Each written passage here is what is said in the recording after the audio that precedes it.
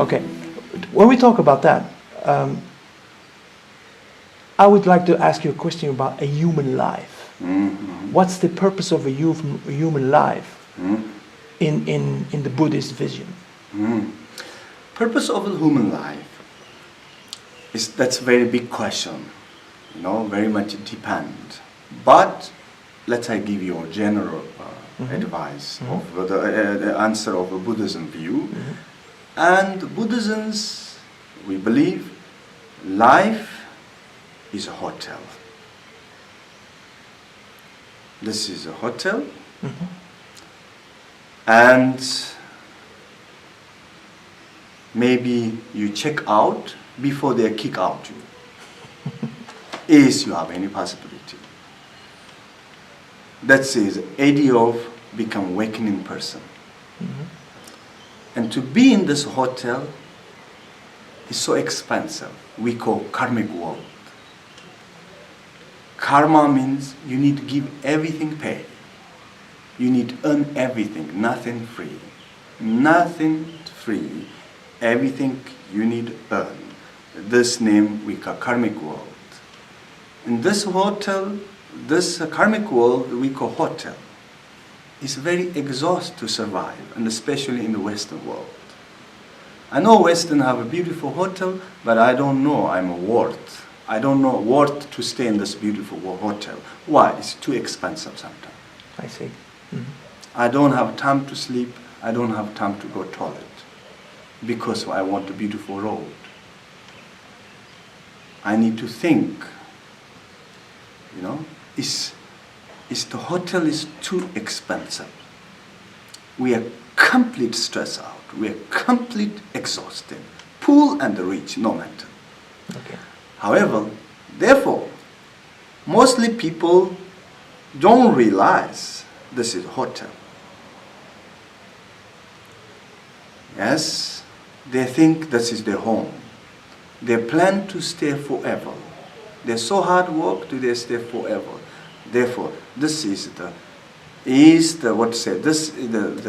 purpose of life to check out in this hotel. That's one possibility. Possible to do this, but very difficult. Only few people in the last few thousand years check out themselves. Look like Buddha. Okay. I don't think very few people possible do that. So they don't find the exit. You mean a few find the exit. A few can check out, but yes. But most of us stay in the hotel. Yes. Thinking that it's their home, but it's not their home. That's not their home. We should pass through. Yes. Therefore, don't stop. Yeah. But because the reason I was asking this question was because she said most Western people don't have a reason to practice mindfulness. And that was the reason why I asked you this question. What might be a good reason for them to practice mindfulness? Because mostly Western people not looking beyond their self. Only few people in this world, only few people who look beyond their self.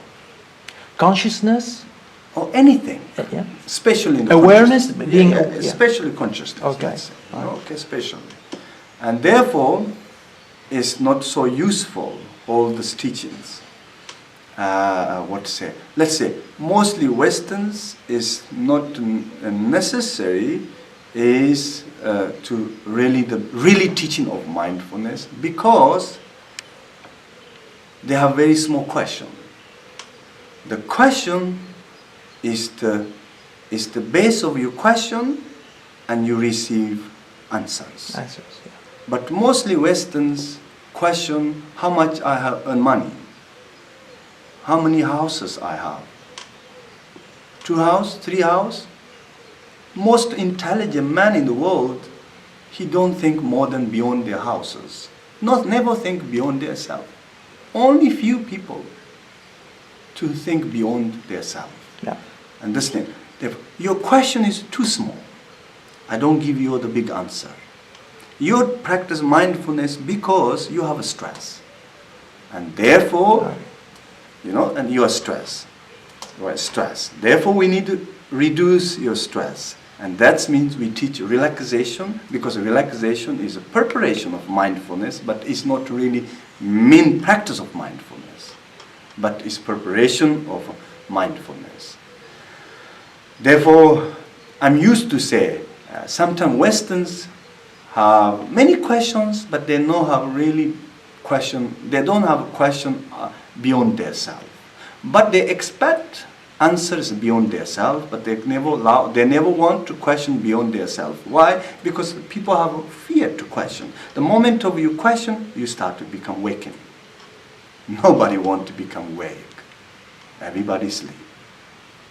And why is that? Why doesn't they want to become awake? Because sleep is more easy to be happy, and wake is more difficult to be happy. Okay. Example, death. I'm used to making joking, as many Western people, very open-minded, but I say, okay, but example, death. Nobody want to challenge this question. Death is a question. Look like 2,600 years, 500 years ago, Buddha Shakyamuni, he born, he have everything what man have a desire. He have power, he have money, he have everything. When he's 28 years old, he start to become practitioner of spiritual. And he start to first ask why we need to die. Only until now, one person in this world who make a challenge this question is only Buddha. And then who give an answer is also only Buddha. Therefore, question is the seat of enlightenment. Correct? Therefore, but many people happy because without question. Sorry, happy means without question means mostly people happy because they don't know. Mostly people also not happy because they don't know. Don't know is a reason to be happy. That's exactly the reason also all of our happiness medicine, what is our Western selling in the medicine to make happy our people is medicine make you are become ignorant. So one should become aware of the fact that, in fact, we are not happy, but in fact that we are suffering. That is the first thing to need to become aware. Mm-hmm. We suffer. A life is in a way suffering until you wake up and say, oh, something is not right. Mm-hmm. That's the first stage, right? Mm-hmm. Okay. Now let's say that you have a big company, CEO, president of a company. He comes to you and he says, okay, teach me mindfulness as it has been done in tradition. What would that mean for somebody like that? To ask traditional way, he means. Yeah, yes. Yeah. And as a CEO of a big company, what would that mean for him? Would that be a benefit for him? Would that be an advantage for him? Without having these big questions about that? Because I understand that completely. But what would be the benefit for someone like that? It's not beneficial. No. Not beneficial. There have many stories. Sometimes people give some questions without wanting answer. Okay. And therefore, some questions Buddha never give answer. Be silence, because he know you know possible take this answer. Okay. And his question is look like stomach. Answer is look like butter. You have good stomach. I give you butter, and you take, and this come your glue, or this come your energy.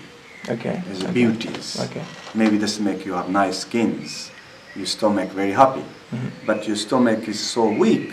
I give you butter, and you're sick because of butter. But this is not full of the butter, but full of the stomach. But many times people don't know they have very little stomach. Their desire is too big, but their stomach is too small, and they sometimes take too big butter, and they're sick. Therefore, you always need to look how size of their stomach, and based of this, you need to give answer.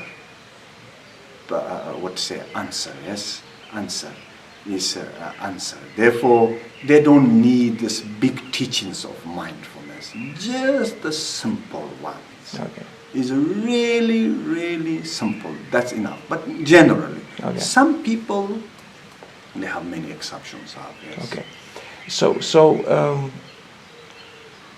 someone who is very open to Buddhism and very open to mindfulness, Mhm. a very normal person, and say, okay, I want to become, as they say, enlightened. Mhm. Enlightened. Mhm.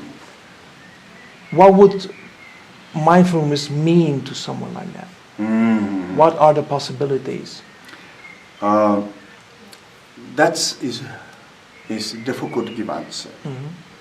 It's so long theories. It's so long theories need to talk. You need Okay. to study very well. Mhm. But conclusion, Buddha teach 84,000 different methods. All 84,000 different methods, we conclude three. Three we call three basket. In this three basket, he give three practice. In this three practice, first practice, discipline.